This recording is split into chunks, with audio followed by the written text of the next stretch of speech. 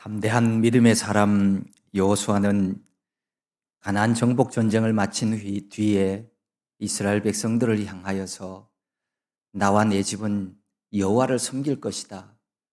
그러면서 이스라엘 백성들을 향하여서 여호와 하나님을 잘 섬기라고 유언을 남겼습니다. 하지만 그 후대 사람들은 하나님을 잘 섬기지 않았습니다. 그 결과 믿음의 다음 세대가 되지 못하고 다른 세대가 되어버린 사사시대의 사람들을 사사기 마지막 장 마지막 절은 이렇게 기록하고 있습니다. 그때의 이스라엘에 왕이 없으므로 사람이 각기 자기의 소견에 옳은 대로 행하였더라. 택한 백성 이스라엘이 하나님을 더 이상 왕으로 섬기지 않으므로 사람들이 제각기 자기가 자기 삶의 왕이 되어서 자기가 하고 싶은 대로 살아갔다는 의미입니다. 이렇게 신앙적으로 혼란스러운 사사시대였지만 그럼에도 어느 시대든지 언제나 하나님 보시기에 아름다운 사람들도 존재합니다. 룻기에 나오는 룻 이야기는 이런 사사시대를 배경으로 하고 있습니다. 유대 땅 베들레헴에 엘리멜렉이라고 하는 사람이 살았습니다. 흉년이 들어서 먹고 살기가 어렵게 되어지자 아내와 두 아들을 데리고 모압 지방에 가서 살게 되었습니다. 그런데 그곳에 간 이 엘리멜렉은 자신의 아내 나오미와 두 아들 말론과 기론을 남겨놓고 그만 죽고 말았습니다. 이 아내 나오미는 그곳에 살면서 두 아들을 결혼시켰고 오르바와 룻이라고 하는 두 자부를 얻었습니다.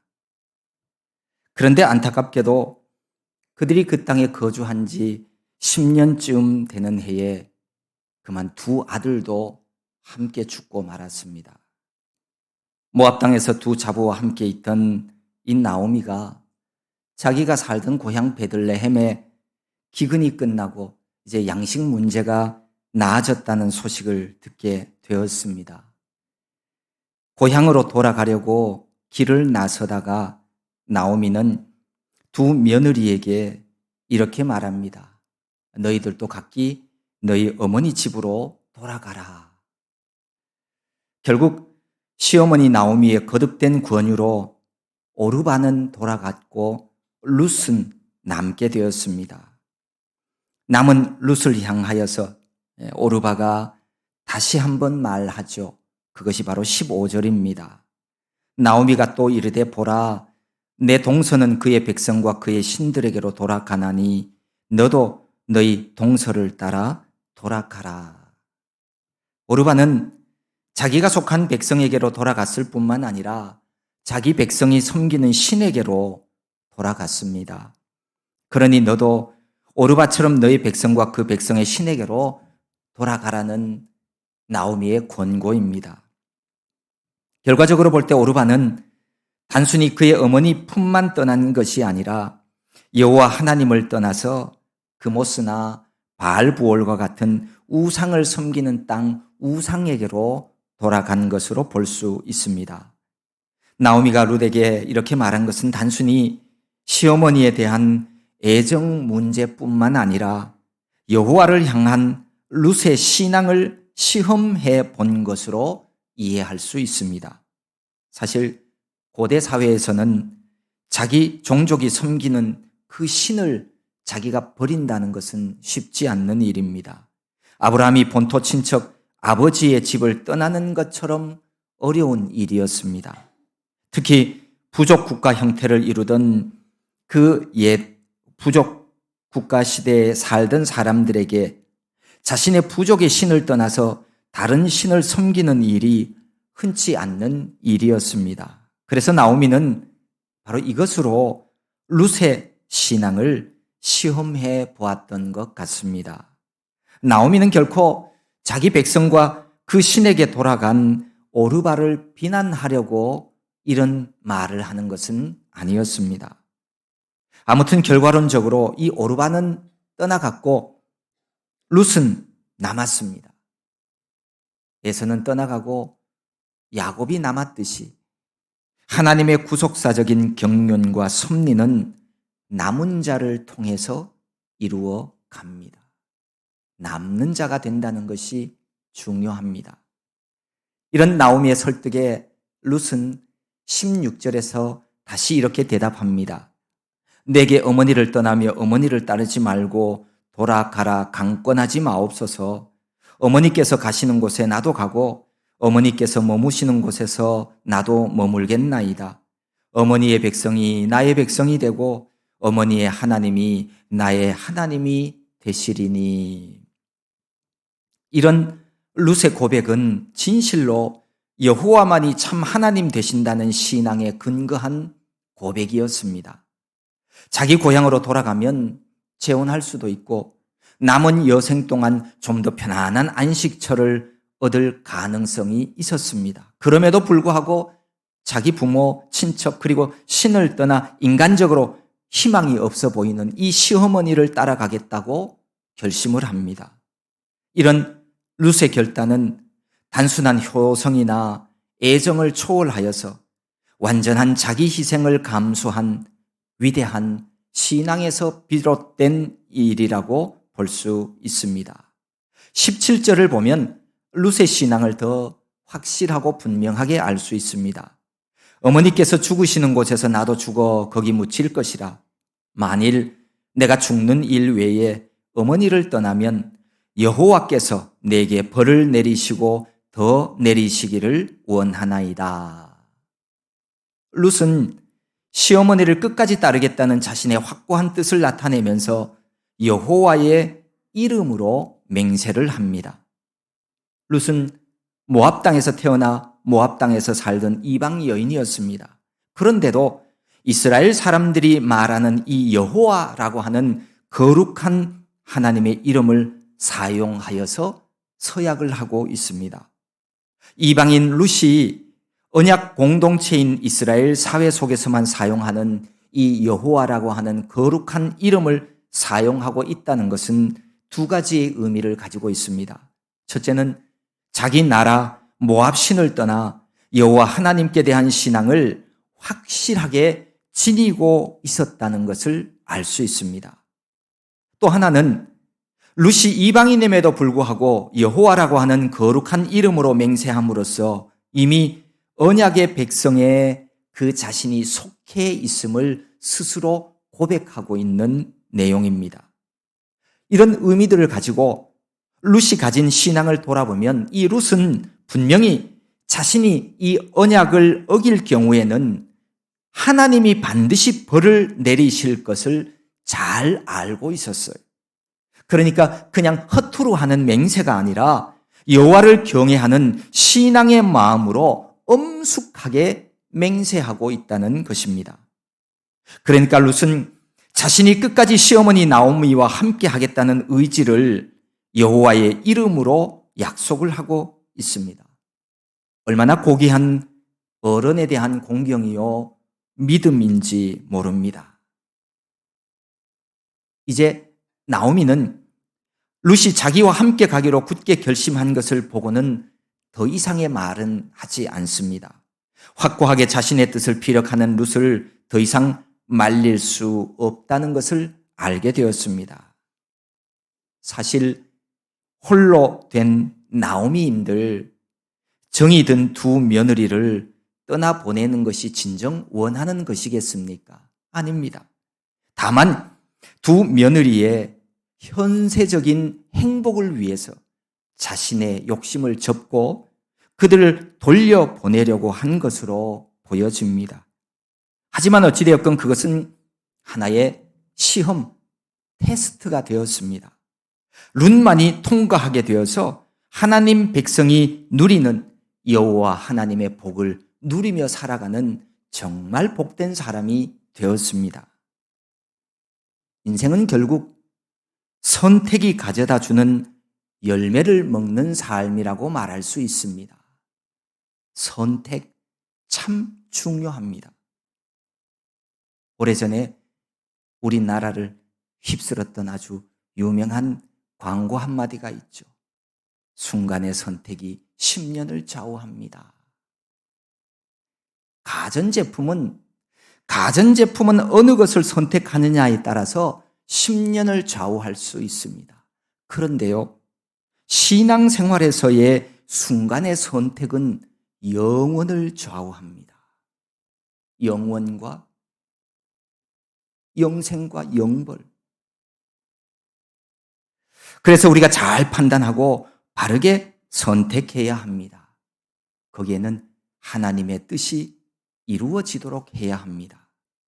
우리 모두는 매일 아침 잠에서 깨어 잠자리에서 눈을 뜨는 순간부터 수많은 선택의 길을 걸어갑니다. 오늘 아침 머리를 감을까 말까, 샤워를 할까 말까, 이 옷을 입을까, 저 옷을 입을까, 주일 아침에는 오늘 교회를 갈까 말까, 딴 데를 갈까, 딴 일을 할까, 하나님 기뻐하는 예배할까 등 하루 일과를 끝내고 잠자리에 드는 순간까지 판단하고 선택하며 그런 삶을 이어갑니다. 자신이 선택한 길을 자신이 걸어가고요. 자신이 선택한 음식을 자신이 먹고요. 자신이 선택한 사람을 만납니다. 그리고 그 만난 사람을 통해서 내가 영향을 받으며 살아갑니다. 결국 사람이 이 세상의 삶을 다 살고 육체의 죽음 후에 맞이하게 되어지는 다음 세상, 이 다음 세상도 결국은 자신이 선택한 결과예요. 누구가 누구에게 물어달라고 책임지라고 할 사람이 어디 있어요? 하나님께서 모든 사람을 살리려고 구원자 예수 그리스도를 보내어 주셨습니다. 예수님을 통해서 사죄의 은총을 베풀어 주셨음에도 불구하고 자신이 그 구원의 길을 거부하고 형벌의 길을, 죄악의 길을 선택한다면 그 사람은 영원한 형벌을 받게 되는 것이 당연합니다. 하지만 사랑의 하나님, 그 하나님과 교제하며 구원자 예수 그리스도를 통해서 허락하신 영생의 길을 선택하는 사람은 이 땅에서도 천국에서도 하나님과 함께 영생 복락을 누리게 될 것입니다. 그래서 성경에 보면 하나님께서 성경 마지막 책 요한계시록 22장에서 이렇게 말씀합니다. 보라, 내가 속히 오리니 내가 줄 상이 내게 있어 각 사람에게 그가 행한 대로 갚아주리라. 행한 대로 갚아준다는 말이 무슨 말입니까? 자신이 선택하며 산 대로 해주겠다는 말씀이에요. 선을 행한 자는 선한 열매로, 악을 행한 자는 악한 열매로 자신이 선택하며 살아온 대로 하나님께서 갚아주시겠다고 하십니다. 잘 기억하고 잊지 마시기 바랍니다.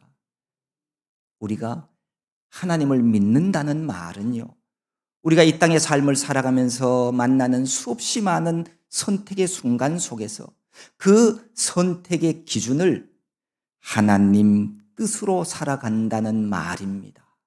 그게 믿음이고 그게 신앙생활이에요. 오늘 말씀 속에서 우리가 생각해 보아야 할 또 하나의 교훈 하나가 있습니다. 루시라는 이방 여인이 어떻게 이런 여호와 신앙을 가지게 되었을까 하는 의문입니다. 이방인의 땅에서 태어나서 살아가던 모압 여인 루시, 나오미와 함께 예루살렘에 돌아오기 이전에 이미 그는 하나님을 신뢰하며 하나님의 이름을 두고 맹세하는 하나님의 백성이 되었다는 겁니다. 시어머니 나오미가 믿은 하나님을 나의 하나님이 되리라고 고백을 하고 있습니다. 어떻게 된 일일까요? 그 문제의 가장 확실하고 현실적인 답은 나오미를 통해서 찾아볼 수 있습니다. 결국은 나오미의 영향이었다는 겁니다. 나오미가 이방 우상의 나라에 가서도 그 신앙의 빛을 잃어버리지 않고 빛을 발하는 삶을 살았다는 겁니다. 오늘 우리가 읽은 본문 뒷부분에 가면 이 나오미가 이제 베들레헴으로 돌아와서 하는 얘기 중에 이런 얘기도 있어요. 전능자가 나를 심히 괴롭게 하셨다. 이런 표현도 나오미가 했어요. 여러분, 인간적으로 나오미가 참 힘들고 어려운 시간을 지내왔지 않습니까? 가뭄으로 인해 먹을 것이 없어서 먹고 살기 위해서 남편과 함께 이방 땅으로 갔어요. 그런데 거기에서 남편이 죽었어요. 하늘이 무너지는 것 같았을 거예요. 거기다가 어렵게 두 아들 짝을 지어 결혼을 시켰는데 그 두 아들 다 또 죽었어요.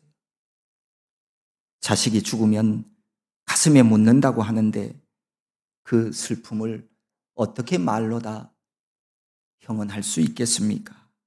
그러니 왜 나오미가 괴롭지 않았겠어요? 힘들지 않았겠어요? 왜 하나님이 원망스럽지 않았겠어요? 그런데요, 그게 나오미의 다가 아니었다는 겁니다. 그런 원망과 불평과 좌절의 삶이 전부였다면 어떻게 함께 살았던 며느리 룻이 그 어머니를 따르겠다고 결단했겠어요? 하지 않았습니다. 재물이 좀 있고, 생긴 게 좀 괜찮고, 사회적으로 어떻고, 뭐가 있고 해도요, 인상 쓰고 괴로워하고 원망에 사로잡혀 살아가는 그런 사람하고는 같이 있고 싶지 않는 게 모든 사람의 공통이에요. 누가 금방 지옥에서 출장 나온 사람처럼 인상 쓰는데 그 사람 옆에 있고 싶겠어요? 그 사람 따라가고 싶겠어요? 아니에요. 그런데 가진 것도 없죠. 장래 소망도 없죠. 이런 시어머니를 따라가겠다고 하잖아요. 나도 어머니가 믿는 그 하나님 섬기는 백성이 되겠다고 결심하잖아요. 그 이유가 어디에 있겠어요? 나오미가 살아가는 신앙생활을 본받고 싶었기 때문입니다. 삶의 자리는 우상 숭배의 땅이었지만 나오미는 하나님 백성으로서 신앙의 순결함을 잘 지켜내는 삶을 살았음을 우리가 알 수 있습니다. 그 어려운 상황 가운데서 남편도 자식도 먼저 보내는 가슴 아픈 이별도 경험하였지만 나오미는 신앙적으로 며느리를 교훈했고 자신의 여호와 신앙을 그 며느리들에게 물려주었다는 것을 우리가 짐작할 수 있습니다. 왜냐하면 전하거나 가르치는 자가 없었다면 이처럼 룻이 훌륭한 신앙인이 되어서 믿음의 고백을 했을 리 만무하기 때문입니다. 성경 로마서 10장은 이렇게 말씀하죠. 그런즉 그들이 믿지 아니하는 일을 어찌 부르리요? 듣지도 못한 일을 어찌 믿으리요? 전파하는 자가 없이 어찌 들으리요? 보내심을 받지 아니하였으면 어찌 전파하리요? 기록된 바 아름답도다 좋은 소식을 전하는 자들의 발이여 함과 같으니. 하나님의 말씀을 입과 행동 그리고 삶으로 전파하는 사람이 있어야 아름답고 좋은 소식을 듣고 보며 신앙을 가지게 되는 겁니다. 그렇게 해야 하나님을 알아가게 되는 겁니다. 우리도요, 복음을 전하는 자들이 되어야 돼요. 복음을 나타내는 자들이 되어야 돼요. 향기를 뿜는 자들이 되어야 돼요. 내가 예수님 믿는다고 그러면 하나님이 영광 가리면 어떡하지?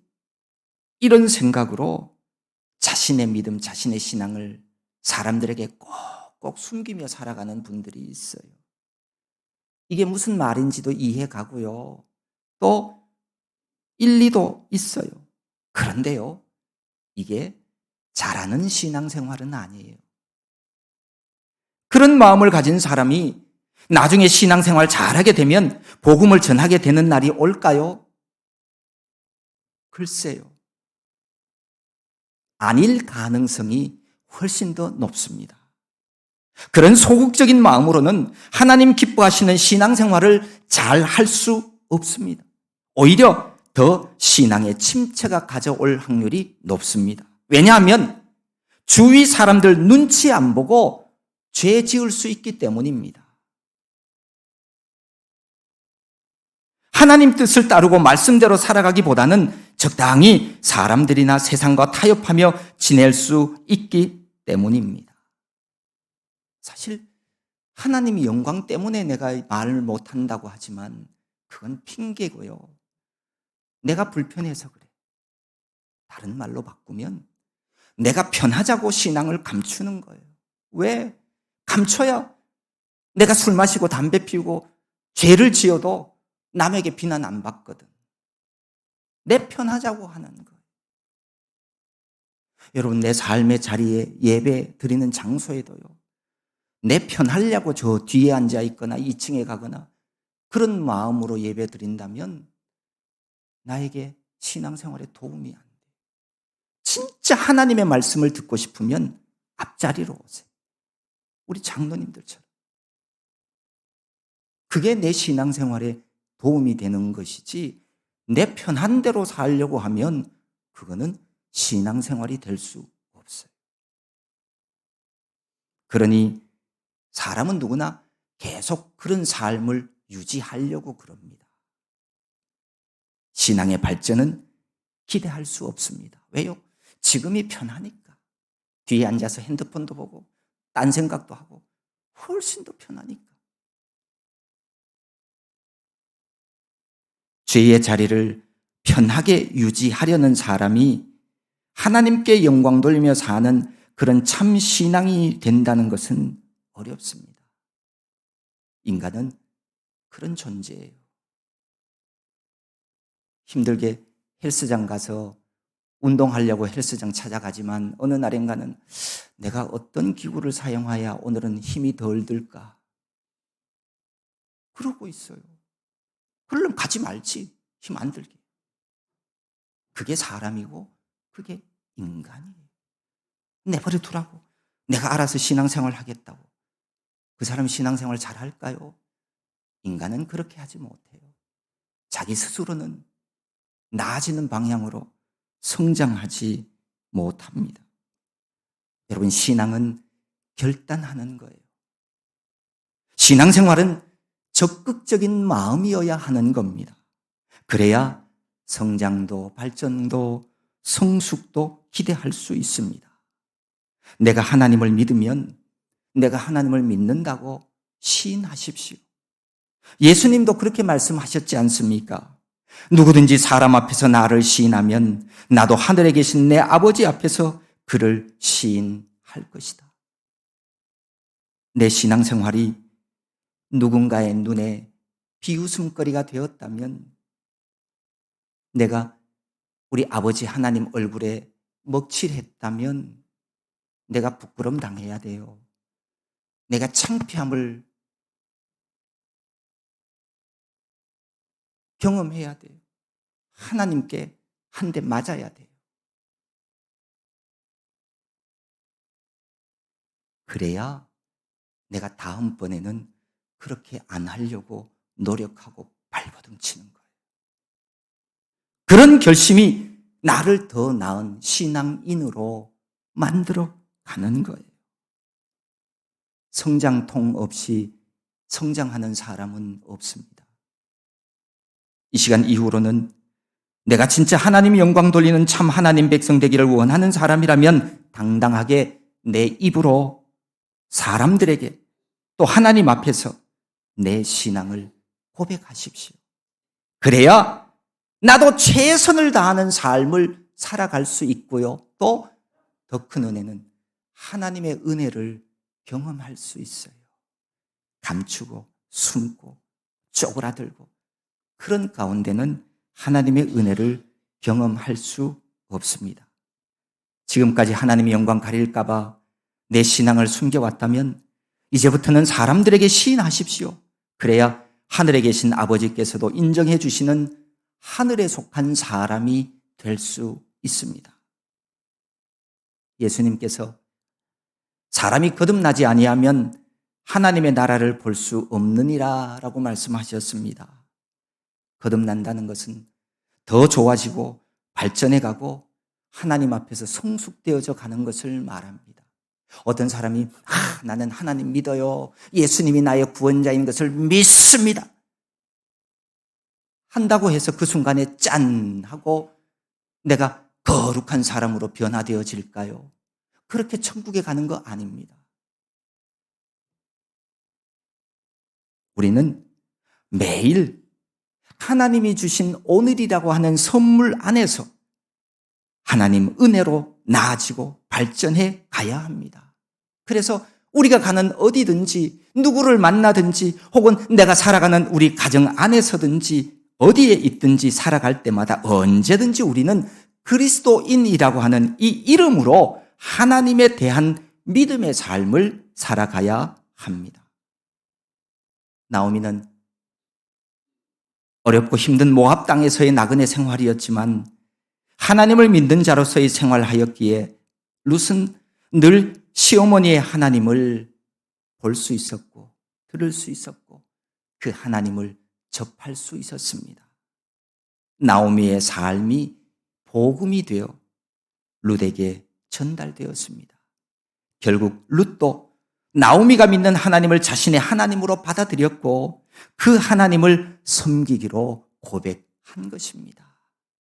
우리도 내 삶이 누군가에게 복음이 되는 삶을 살아가십시오. 그렇고 그러한 삶이 되도록 하기 위해서 하나님 앞에 기도하십시오. 시어머니를 쫓아 베들레헴에 살게 된 이 룻은 나오미를 공양하기 위해서 정말 최선을 다해서 노력합니다. 사랑의 마음으로 성실하게 이삭 줍는 일을 하던 이 룻은 가까운 친척인 보아스를 만나게 되죠. 사람들에게 현숙한 여인으로 인정도 받았고요. 보아스로부터 도움도 받게 되었습니다. 그리고 시어머니 나오미에게 순종함으로 말미암아 룻은 결국에 유력한 사람 보아스와 결혼하게 되었어요. 보아스와 룻 사이에 오벳이 태어났습니다. 그 뒤에 나중에 이 오벳은 이새의 아버지가 됩니다. 이새가 누군가요? 다윗 왕의 아버지이죠. 그러니까 이 룻은 다윗 왕의 증조모가 되어진 겁니다.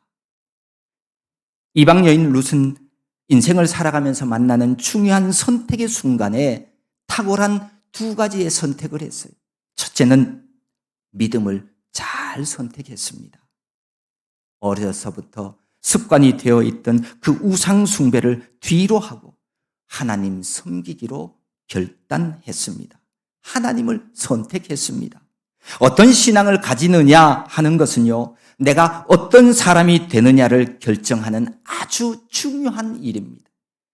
어떤 사람이 무엇을 믿느냐, 어떤 것을 절대화하느냐, 어떤 가치관을 갖느냐라고 하는 것은 곧 그 사람이 그렇게 되어지고 그런 사람이 된다는 말을 하는 것이지요. 헛된 인생 되지 않으려면 우리도 룻처럼 하나님 신앙을 가져야 합니다. 둘째로는 홀로 된 시모를 향한 사랑을 선택했습니다. 어쩌면 자신의 앞날의 장애물이 될 수도 있는 이 시부모 봉양을 선택하였기에 하나님의 주시는 복과 시부모의 축복까지 다 받아 누릴 수가 있었어요. 나만을 생각하는 이기적인 마음으로는 결코 이 땅에서도 또 다음 세상에서도 하나님이 주시는 복은 받을 수가 없습니다. 이렇게 아름다운 선택을 감당한 룻에게 하나님은 메시아 족보에 오르는 아주 큰 은혜와 복을 주셨습니다. 역사가 다하는 날까지 예수 그리스도의 족보에 기록되어 있는 큰 영광을 누리게 되었습니다. 이스라엘의 암흑기라 부르는 사사시대에도 룻은 한 줄기 빛과 같이 참 아름다운 신앙생활을 보여준 여인입니다. 우리도 우리의 삶의 자리가 어떠하든 시대적인 흐름이 어둡고 혼탁하든 그로 인해서 흔들리지 말고 오직 주님만을 바라보고 믿음의 길을 선택하며 살아갑시다. 내 생각이나 환경 탓하지 말고 하나님 멀리하며 헛되고 헛된 생활하지 말고 오늘 이방인 룻처럼 천지 만물을 지으신 하나님, 그분을 나의 하나님이라 고백하며 믿음으로 살아갑시다. 오늘 예배하는 우리 모든 믿음의 가정들도 만물의 주인 되신 하나님을 선택하여서 그분의 섭리 아래 그분이 주시는 평강의 삶을 살아가는 믿음의 위대한 가문들이 다 될 수 있기를 소망합니다.